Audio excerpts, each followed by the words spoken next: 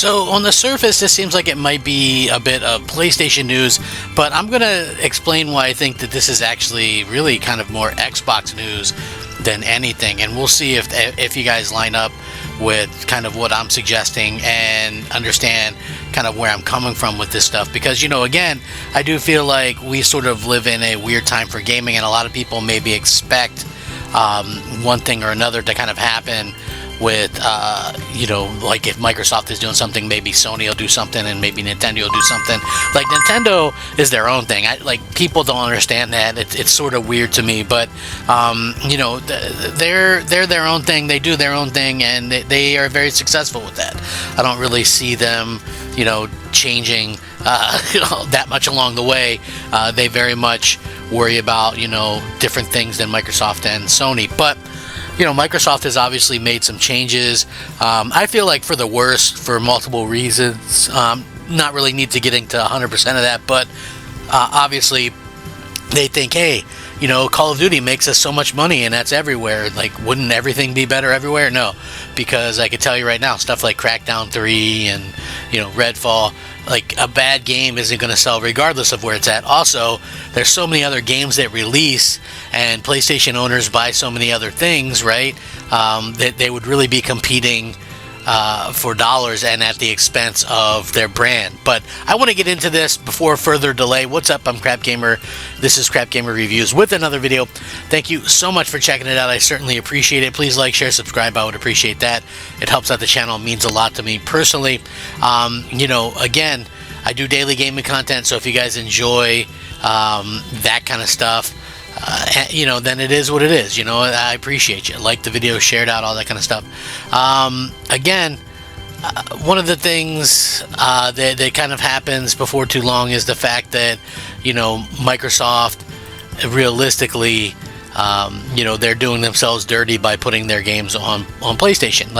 And if you guys know anything about PlayStation, there was interviews recently with Shawn Leaden, who used to be the head of PlayStation, and he was talking about answering questions whether or not PlayStation should bring its games to Xbox, and he doesn't think it's going to happen and believes that Microsoft is the one to blame. So recently Microsoft bought major Xbox games to PlayStation as part of a multi-platform strategy designed to expand the reach of its brand.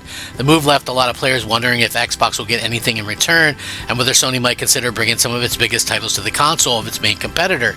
Shawn Leaden, former PlayStation executive, believes that it's unlikely to happen. In a recent interview, he discussed the possibility of Sony expanding its brand through a multi-platform strategy that includes Xbox. Leaden stated that seeing PlayStation games on Xbox would make no sense business-wise for Sony, and pointed the finger at Microsoft as the root point of the issue. In the interview with Eurogamer, Leaden was asked about the possibility of PlayStation games coming to Xbox given Microsoft's new multi-platform focus. He was clear-cut and direct, stating that it would make no business sense to do so.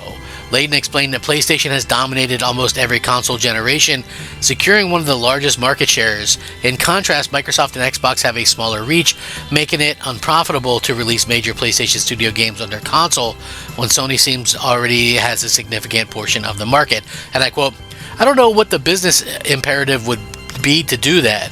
PlayStation is far and away the global leader because it is the leading platform in 170 countries around the world. Microsoft never had that kind of global reach, so they could never build a global market on the scale that PlayStation does." Leaden also added that investing time and resources into developing ports for a smaller platform doesn't make financial sense from his perspective. Xbox's recent growth doesn't justify the investment in its ecosystem. And I quote, "So the question you're asking is, should PlayStation, with that huge market lead and the momentum apparently going forward, should they build versions of their games to run on a competing platform of a much smaller size and scale? As the saying goes, I don't know if the juice is worth the squeeze. How many additional sales would they get versus the brand impact? All that aggro." So, additionally, Leaden argued that the fan reaction would likely be negative if PlayStation added to release its flagship games on competing consoles. He believed that fans would be outraged, in fact, if PlayStation games come to Xbox. Beyond the commercial perspective, Leaden also believes that PlayStation fans would be deeply upset if Sony brought its biggest titles to Xbox. He pointed out that the community already gets frustrated when a PlayStation exclusive comes to PC months or even years after its original console release. For this reason, he believes the reaction would be similar, if not worse, if ports were made for Xbox. So, there it is, right? You might go, okay, well, that's really kind of a PlayStation take, right? Well, here's the thing, right? And I've been very honest about this. Like, you have Phil Spencer, like, kind of beating the drum, saying, okay, well, gaming's changing, and this is what they have to do, and this is, you know what I mean? Like this is how the future of gaming's going to be, et cetera, et cetera. And, I've stated multiple times that I don't actually feel that way, that I feel like things aren't exactly going that way. You know what I mean? That you're going to always need, if you have a piece of hardware, you need something to kind of push it, and you also have to kind of like what you're doing or whatever, in a certain kind of way. Like, for me anyway, I feel like that Sony, they're doing some good things down, that I'm not a fan of, and Xbox is doing some things that I like a lot. But at its core, what Microsoft's strategy doesn't make sense to me, and I'm sure I'm not the only one where it doesn't really make sense, because clearly, like I've mentioned multiple times before, Microsoft doesn't release in a year, in an average year, that many games that are going to be considered hits. I mean, if we look at this year, for example, Call of Duty, obviously, but they bought that, and, again, that's a hit every year regardless, sometimes bigger hit than other years. But you look at the other stuff that they released, and let's take a look. Flight Sim, that was kind of broken and didn't really work out. Hellblade 2 did nothing. What did they release that was a big hit?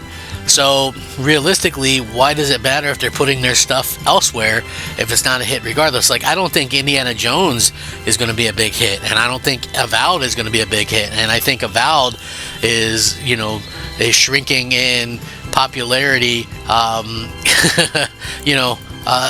even as we speak, because again, we're in a situation where you have developers who work there kind of running their mouths and doing different things that realistically they shouldn't do, and saying things that they shouldn't say. So again, we are in a weird situation where this kind of stuff happens, and again, you have Shawn Leaden, who probably knows what Sony is thinking and what they're going to be doing, and it's just a shame, realistically, that honestly, that this kind of stuff actually happens. Again, honestly, we keep seeing this stuff. We keep seeing, the way that Microsoft handles things, and the way that they kind of get their fans to echo chamber what they're doing or saying or whatever. And it realistically, it's just honest. It just doesn't make sense to me why Sony would ever do that. You know what I mean? Clearly, like, Phil Spencer doesn't get it. And I don't, and it's like, listen, I get that there's some people out there that really, really like Phil Spencer, think that he saved Xbox or whatever. To me, Xbox isn't a PC, Xbox isn't a cloud, Xbox isn't your phone or your tablet, it's a console. And I can understand that you have to try and grow that or whatever. So begrudgingly, maybe attack things in two fronts. You have some stuff on PC or whatever, but to take everything away from the console and to kind of, in a lot of instances, act like the console doesn't even exist, I think is wrong. And, it's really kind of a shame that Microsoft does that. I hope that they kind of change that in the future, because I would like to see them, be competitive, and there to be a lot more, console stuff between them and things like that. Again, I just really think that it just makes sense to be able to do that. Again, I'm not saying, I'm a big fan of Shawn Leaden or anything like that. I'm just saying, at the end of the day, it makes a lot of sense for Microsoft to kind of do something different. If Microsoft really wants to, make Xbox relevant, you have to have some kind of exclusive content and expectation there, that's going to do something to make people want to experience your brand and things like that. So I would love to see that. Hopefully that happens before too long. And again, it realistically, I think, can happen. Microsoft could change course somewhat. All they would have to do is come out and just be honest about stuff. You know what I mean? Go, okay, well, we're going to keep all the Xbox Game Studio stuff exclusive to where Game Pass is. But again, are you going to even believe them at that point? I mean, I think that the fact that Sony is going to for sure not put their exclusives on Xbox, are you really going to risk making your console completely irrelevant by putting your stuff still on PlayStation, I think this could be a wake-up call that they needed to hear, in my opinion. So let me know what you guys think. I'll link it in the description. Thanks for watching. Rack 'em up, fact 'em up, crap gamer 'em up. Crap gamer